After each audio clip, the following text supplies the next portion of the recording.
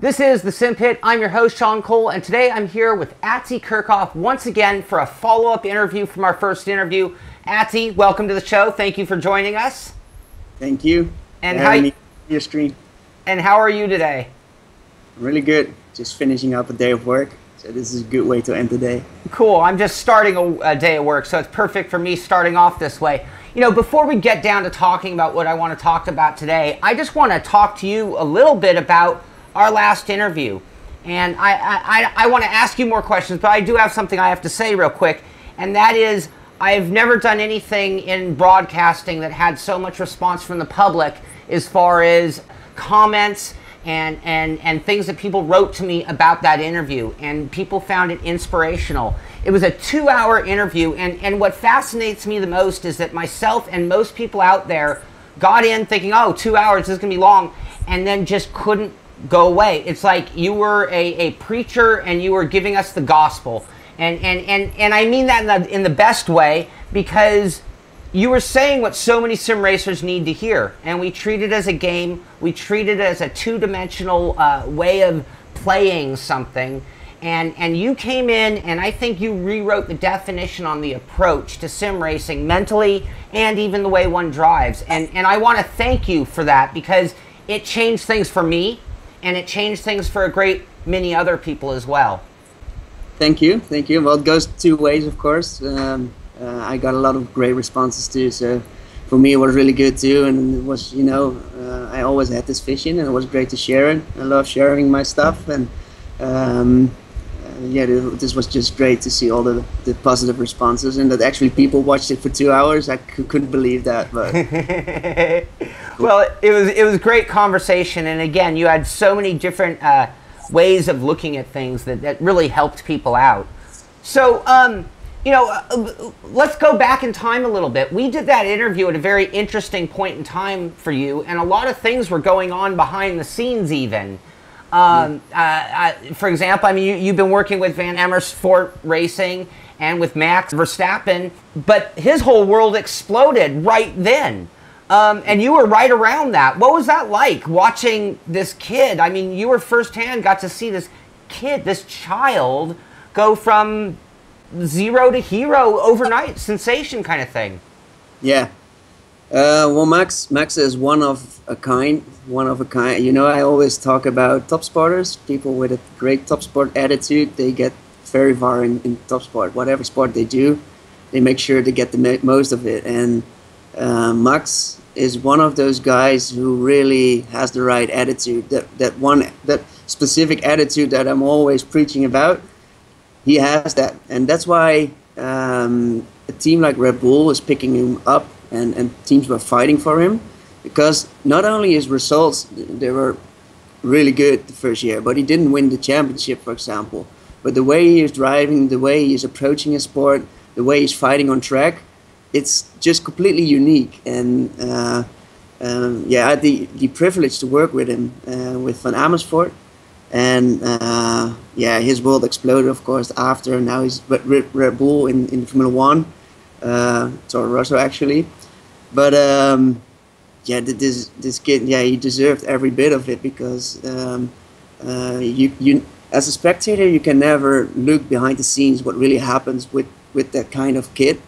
And you know, he has this whole management, and his father is an ex-Formula 1 driver too.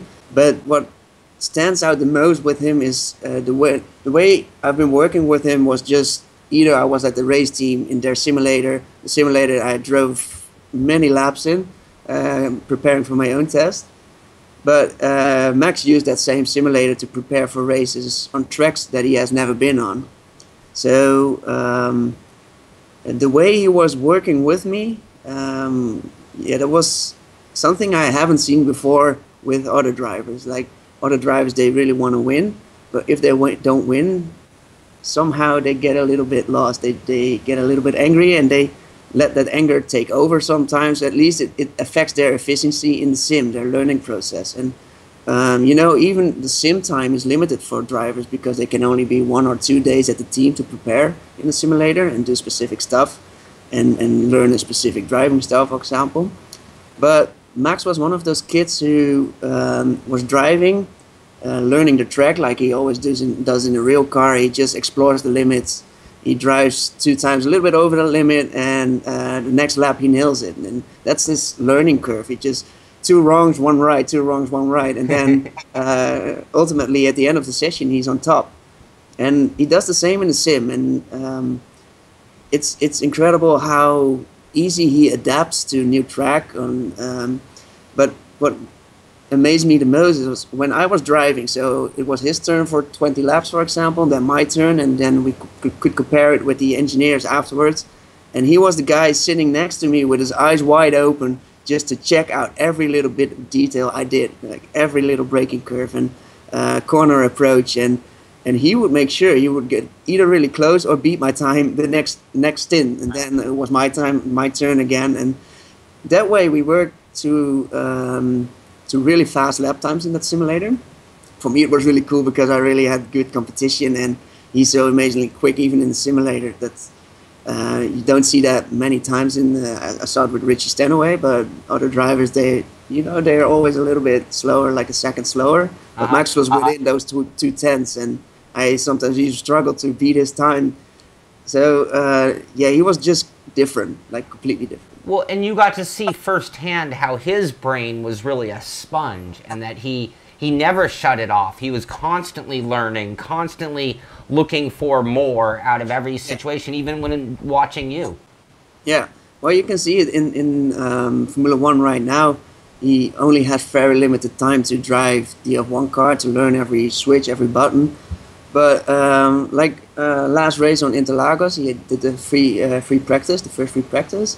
And you could see he was able to push to the limit, and then he started to make little mistakes, but he keeps it out of the wall somehow. Where other drivers crash, where other rookies drive into the wall, he keeps it out of the wall, and he makes sure he makes the mistakes and plays where he can get away with it. But then the next lap he learns from it, and he progressively gets better lap times, and yeah, that's his strength. I'm pretty sure he will succeed next year.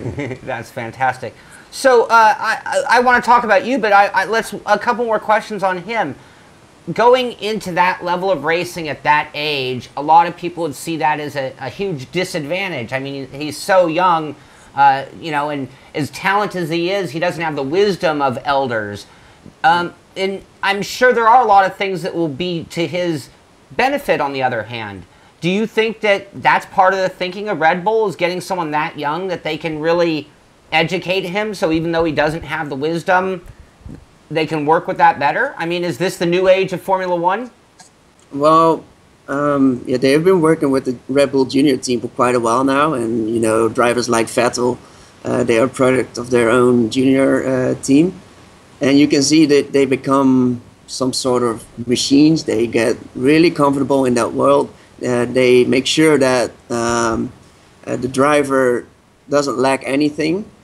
So yeah, it's the perfect way to explore your abilities as a driver, and of course to get into that junior team, you really need to be one of a kind already. Mm-hmm. But yeah, you need to compete with other drivers, and like Carlos Sainz, for example, he's really good. He's dominating the Formula Renault 3.5 series this year. But yeah, they chose Max because I think certain people really see his potential, and of course there will be people who don't see it, or people who will be a little bit critical about his age. And of course he is really young, and he still has to prove it, of course, and it will be a really hard time for him. But the way he's been working, I'm pretty sure he will deal with it. But when Max is lacking, for example, he still has his father or his management or the people in the team who will support him, who will push him in the right direction. So even though if he can handle some stuff on his own, people around him will take care of him, and I think that's a really big privilege. Yeah, and a good team to be with doing that. All right, let's go back to you. Are you still working with the simulators and working with drivers and doing that kind of stuff? Yeah, I'm still in my office, still working in the simulator. A lot of things again are on my plate, and yeah, I'm about to make some big decisions. Unfortunately, I can't tell much about it, but yeah, I'm just working with drivers as much as I can, and just learning every day. And that's for me a really great experience. And I started sim racing again myself, a little bit competitive. So that's really, I'm in a good place right now. Yeah. All right, let's talk about exactly that. That's what actually kind of prompted us to be talking here today. So you've had a long time away from sim racing, and what made you come back? What made the decision happen? Well, it's November and there's a whole lot of rust on my head, and that needs to be scraped off. I'm really rusty, and yeah, I you know. I wasn't sure. The pro season just started again. I lost my World Championship license because I didn't finish top 25. And that's because I didn't drive a single race this year. Right. And I had my reasons for that. So I kind of felt a little bit bad to lose that license. So I thought, so what? Yeah, should I go for top 25 in Pro Series?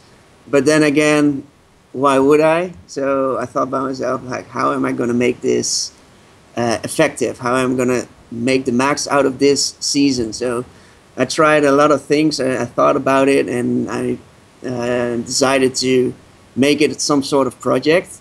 I started 1.5 weeks before the first race, practicing out of nowhere with iRacing after being absent for 1.5 years almost.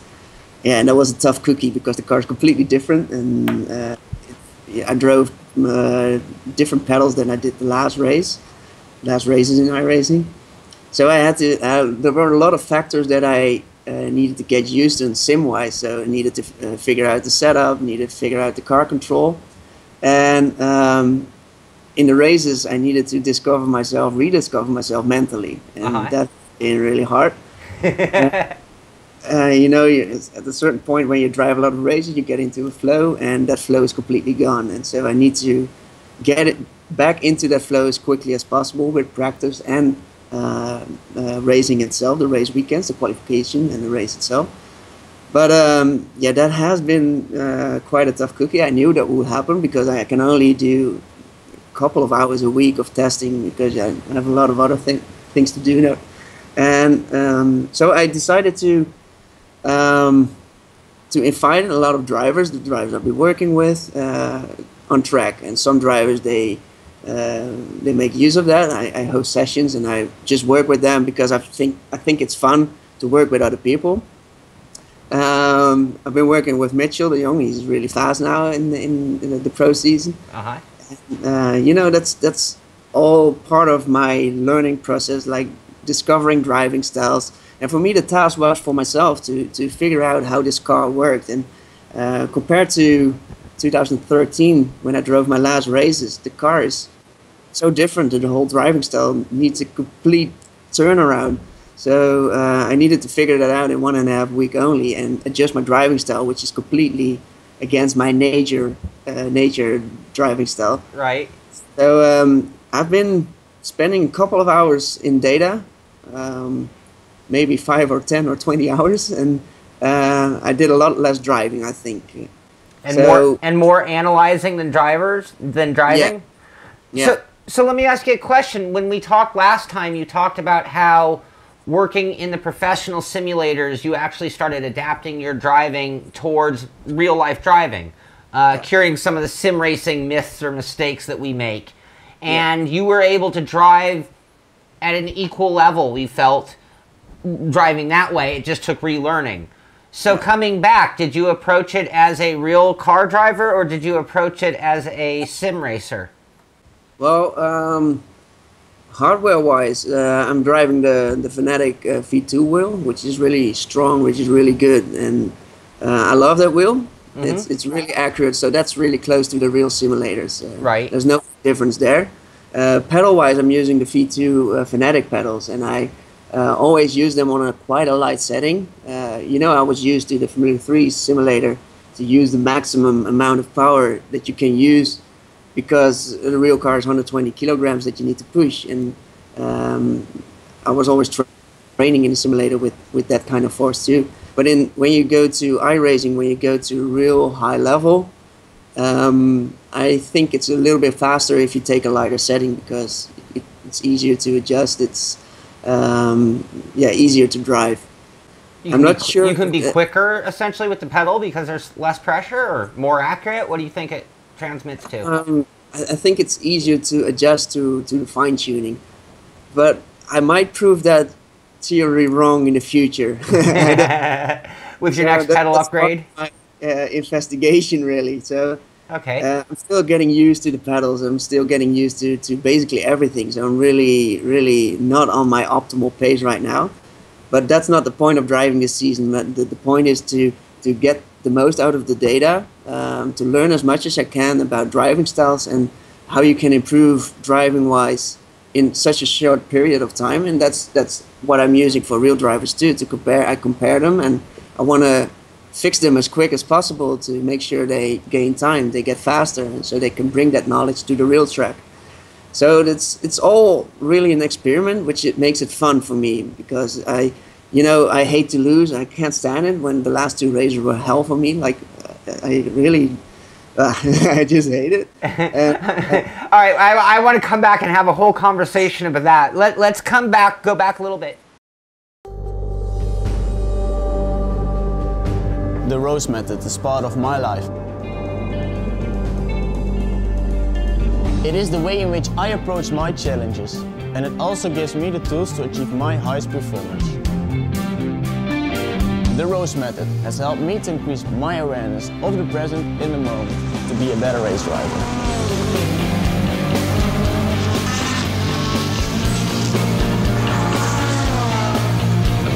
It has allowed to manage myself, my body and my emotions, as well as the pressure from the team and sponsors. Starting the DeRose method was one of the most important decisions of my life. It has allowed me to truly define my life goals and achieve my maximum potential in my race driving career. I feel that it will help me to be the best person I can be. In the end, it doesn't matter how long you live, it's all about how you live. I'm Roy Dietz, and this is my method to get the maximum out of my life.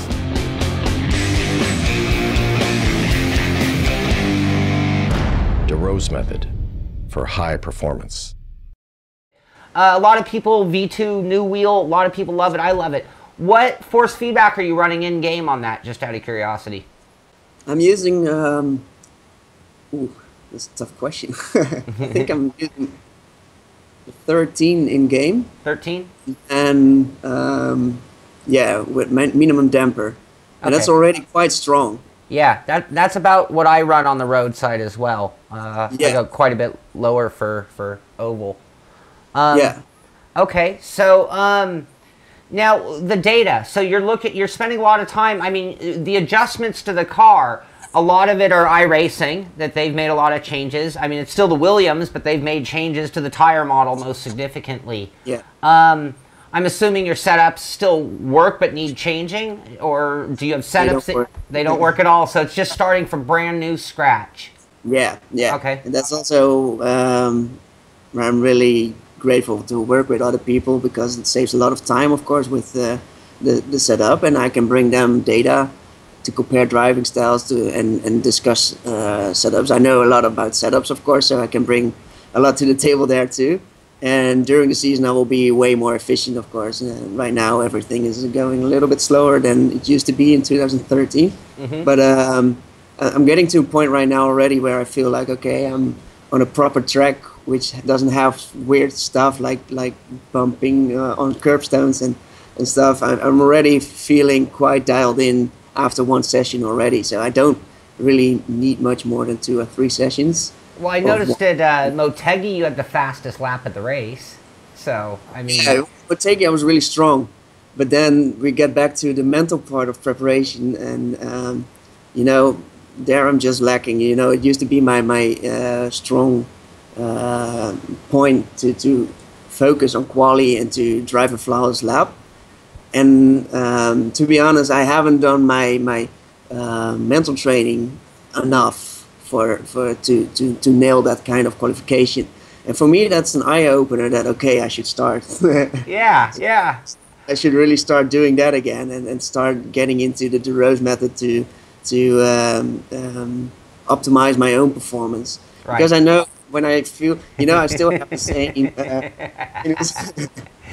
still have the same preparation, but on track, you know, I feel my legs shaking. I feel different. You know, I recognize all this weird stuff going into your head right before a qualification, where you want to get rid of all that stuff. And I thought, okay, it will be easy.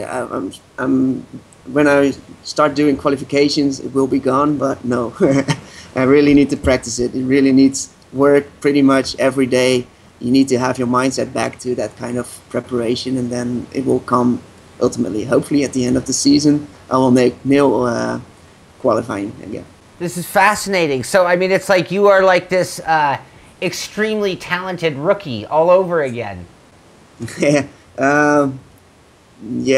extremely rookie. It's frustrating at times, but you know, I see the big picture, and that makes me really happy to learn a lot every day. Every time I drive laps, I'm learning, and that, you know, it's always good to learn. Right. Okay, so let's talk about goals. Do you have an ultimate goal, or are your goals a little vague right now? Yeah, you know, it's pro season, so you qualify for your World Championships license, and to be honest, that shouldn't be really a problem to qualify in top 25, unless I crash every race. But yeah, my goal is to start winning races as soon as possible, of course. But I know putting goals, setting goals like that isn't the way to go. I should really focus on myself, on my own performance, on my own preparation, and that's where you gain efficiency, and not when you really try. When you get into quali and I'm going to drive this personal best right now, it's not going to happen because you make a lot of mistakes. Right. So you need to be completely clear, and one of those things you need to clear out of your mind is the ultimate lap time you want to drive. That shouldn't be any thought. And is that partially because you have somewhat of a simple first step goal? I mean, more of an obstacle? I mean, you have to get through re-qualifying for the championship series. Is that why it's hard to really set a fine goal right now? Because before anything, you have to get through this phase again? Well, you know, it's the beginning of the season, so we're pretty much, we don't know yet who is where, because nobody showed his optimal performance yet. Mitchell is doing really well, and you know, this guy, he will fight for World Championship wins next year because he's so talented. Even in a real car, he's winning, dominating everything in a rallycross, and in the sim you can just recognize that kind of talent. And so in my head, if I could take it off, I would take it off. That's off. There you go, Mitchell. And yeah, he's doing a really good job. But my objective, of course, is to make his life on track miserable, and that already worked out in Motegi. I had a bad qualifying. He had a really good qualifying, but in race pace I get really close, and that's where I get more out of my own optimal performance, because I'm getting more relaxed in a race. In a qualifying, I'm average like 0.7 seconds off my personal best. Wow! So, wow! You know, stuff happens in that one lap, and when you're not right on top of it, you make mistakes, and 2 mistakes is 0.7 of a second already. So right, there's a lot of time to gain there. Yeah, yeah. So, with the tire change and the changes to the sim, and with everything you've been doing in pro sims and changing your driving style, I mean, it sounds like everything, and then the setups don't work. I mean, it's like everything has kind of been reset for you, and you're kind of having to focus in a lot of different ways all at once, rather than just being the driver or just being the crew chief. Yeah, well, there are 2 ways to get back on level, and that's doing laps endlessly all day long, and that works because you're becoming a robot until you hit qualifying, when the stress hits you, and then you fall back again. But that's not my strategy, as I explained before. I don't have the time. I barely have time to put in laps at this point. But when I do, I want to make it as efficient as possible. And that's by doing more data, figuring out in lines. The thing that I mastered by now is recognizing driving style and recognizing mistakes in my own driving style, and to link that to a certain mod specifics. So the Williams car this year, and the tire model. And the tire model has some habits which you should know. You need to drive really clean, really Jensen Button style, and yeah, every slide will punish you, and that's something that wasn't the case in the old tire model of in the old car, where you could slide around all the time and push it to the limit without hurting the tires. And right now the tire wear is a little bit higher, and the car is actually more realistic, I would say. So that's original. You know, my first laps in the car, I was like, okay, yes, finally, iRacing made a big step in the physics. And then you get into the details, and you know, some things are a little bit weird, and you need to find a way around that. And you can only do that by comparing data and being really analytical about it. Right, right. And so when you start looking at that data, I mean, you're comparing yourself to other drivers, and you're looking. So who are you using as a reference? Mitchell? I've been working with Mitchell, and I've been working with some clients of me, racing drivers. They joined the session. One GT driver, Nick Katzberg, he was actually the driver I borrowed a helmet from for my real test. And he's a really good sim racer. So he started joining our sessions, and I've been helping him out with data and setup wise, pointing him in the right direction. And he starts flying at a certain point, and a driver, when you guide him, a real driver is in first instance in a car like the F1, he's really clueless. He doesn't know what to do with the setup. He doesn't know what to do with the driving style.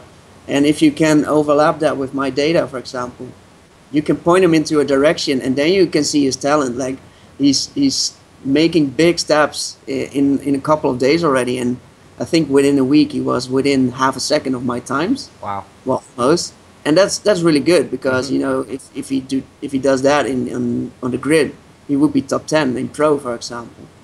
And that's another verification that real drivers can also find their way in a simulator if you guide them right. And that's also part of my business, to make real drivers a little bit more comfortable in the sim, helping them out with the things they really shouldn't take too much time figuring out, because I already know most things. So if I can point them in the right direction, they will find their way, and they will find motivation too, and they will recognize it as a tool to train. And that's the most important part for me. Yeah, absolutely. And it's fascinating for me also getting to watch you now go through the steps that you kind of became the teacher, and now you're back to being the student again, which is ironic and cool. Well, I'm a student to my own data, to my own knowledge, and all the knowledge I gained last years with data and with driving, and we're working with the best drivers in the world. It helps me, and it helps me getting back on pace really quickly. And there's still so much to do, but indeed I'm just studying right now. I'm trying. It's trial and error, but I want to limit the errors as much as possible. I hear you. So I think about Max and being so young and being in Formula One, looking at our sim racing world. When do you think that we're going to be all knocked off the podium by a bunch of 13-year-olds winning, the DWC races? I think Mitchell will. He's 17 though, but he will have a good shot next year.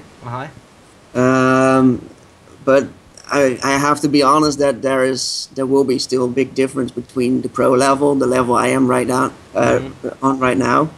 and the level of Gregor Hutu and the guys in pro next season.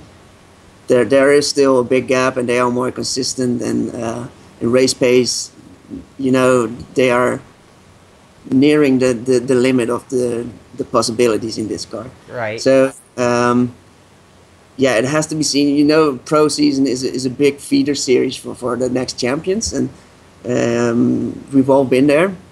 And like Alexei Yakola, I think he was second. Yeah, he drove with Richie in pro, but now he's winning world championship races. And Martin Kroenke, he's doing really well, and we won like 3 races already. So those guys are stepping up, and people are getting quicker and quicker. And as long as you keep motivated and find a way and find a rhythm in practicing, you will continuously increase your learning curve. Right. And even Greg too, he's finding his way. You know, he needs to learn a new car too. Sure. And he needs to adapt to a whole new driving style too, and still he becomes a world championship, world champion this year. So everybody's in the same package, and every season it will be completely different.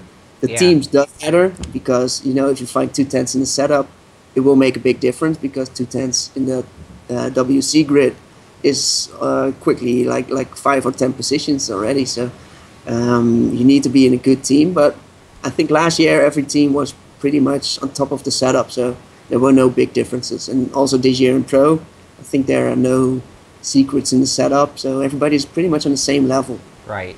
So it really comes down to who adapts quickest, best, and then shows that consistency. Yeah, well, like Mitchell, he scored pole position, and when you're in pole position, the race gets really easy. And I scored a 3rd place on Motegi, and I really had to adjust my strategy, run a really long stint to make sure I could leapfrog to 2nd place. I was fortunate that I could take 2nd place at the start, but you know, it brings you in a less efficient strategy, but you need to do it to run out of sync with the guys in front to at least have a shot to overtake them in the pit. Because on track the dirty air was too much, and I couldn't overtake there, so I had to do it differently. I had a bit of bad luck that race in terms of lots of traffic, and I lost a lot of seconds, and my goal was to get out of the pits after the 2nd pit stop, and I just got out of the pits right behind Mitchell. And I was on much lower fuel, much fresher tires, so I should have been able to overtake him, but the dirty air on that track was just too much. And I could close the gap really quickly, and I had 10 laps to overtake him, but there was no way because Mitchell won't make a mistake. He's a professional driver. He's you know, you're better off driving 2/10 a lap slower and not making mistakes than trying to stay in front, and then ultimately I will push the driver into a mistake. So right.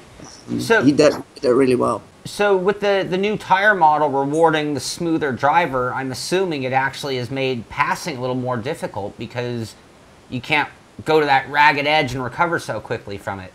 Yeah, well, you set the car up to handle that kind of driving style, so you limit sliding, and you still need to find a limit, of course, between oversteer and understeer and grip and mechanical grip. But yeah, if you drive right behind someone, yeah, you will cook your tires, and that will make it even harder. And it's just like in real F1 where they sometimes prefer to take to leave a gap of 2 seconds, and then ultimately they save up all their fuel, and then they go all out to overtake a driver as quickly as possible. Right. And maybe that's the way to go in this season's car too. But yeah, I haven't been in that situation besides Motegi, and you know, I had this real slingshot towards him with fresh tires, but then I hit the dirty air within half a second, and it's just impossible to get close enough. So yeah. And it sounds like it's put a lot more focus on the qualifying than it used to as well, and that track position is more important than ever before. Yeah, yeah, spot on. All right, so earlier you said that your new job in this is to make life difficult for Mitchell and others like him. I can only assume you have a handful of rivals in sim racing who caught wind of you being back, and I'm guessing that wasn't the best of news for a lot of people. Yeah, no, you know, it brings driver like Mitchell and maybe myself, it brings a lot of exposure to the series. And for drivers who are upcoming talents, and there are some real good drivers, and you know, it's really good for them to see where the limit is in practice and both races. And for example, Mitchell won with a 30-second lead on Montreal. That's quite a gap. So that should motivate other drivers to either figure out where they are losing or to, yeah, I don't know what they are doing for practice, but to optimize their practice and finding a way. And you know, it's good for learning. When you get beaten, you learn more than when you win all the time. So sure, it's not bad. Absolutely, it pushes you at a different level. Yeah. Excellent. All right. Well, I have a lot of things that I'd ask you, but at the beginning you kind of implied that a lot of things are happening in your world that you're not going to be willing to talk about just yet. So I think I'm going to leave a lot of that for a future conversation. But Atze, I would like to talk to you again. I mean, this new thing of you being back and with you evolving with the sim, I mean, I think it'd be really interesting to see maybe in, another month or so after a handful more races, how things are coming along. And, I'd like to hear and talk to you as you start to see your goals in the future and get them. I mean, to me and so many other racers out there, it's inspirational and teaches us. I mean, I actually have gone after a truck series and I set some modest goals for myself, and a lot of that was based on talking to you. And it's like, well, if I don't set a goal at the beginning, then how am I going to know what to do each day when I wake up, kind of thing. We all go to work, that's easy enough, we have to, but our sim racing hobby is a little different, and it takes that self-motivation. So are you willing to come back in a month or so and talk more about this? And of course, I'd love to come back. Cool. I also want to talk about all the other things you have going on behind the scenes, so hopefully in the next month you'll have more. You can tell us about all that. Yeah. Hopefully I'll make some big steps. Right now, the racing season just finished, so I'm working a lot with drivers and communicating with teams, and that will all start again right now. Now the season is over and people will look into different opportunities. So gotta grab some chances there and some opportunities. And there are a lot of things that I could do, and I'm in a really big luxury position at this moment. So, but I will save that for later. Yeah, that's fantastic. I'm really glad to hear that, and I'm really glad to hear that you're back to sim racing, because that's just great news to everybody. And I'm going to be following all of your races and just kind of see how you progress. Thank you. So cool. Thank you very much for being with us today. For all you out there, Atze Kerkhof, again, setting new goals for himself, going along towards that goal of being a world champion once again. And I think we're just going to have to follow that career. I'm Sean Cole. This is the Simpit, and I'll see you on the track.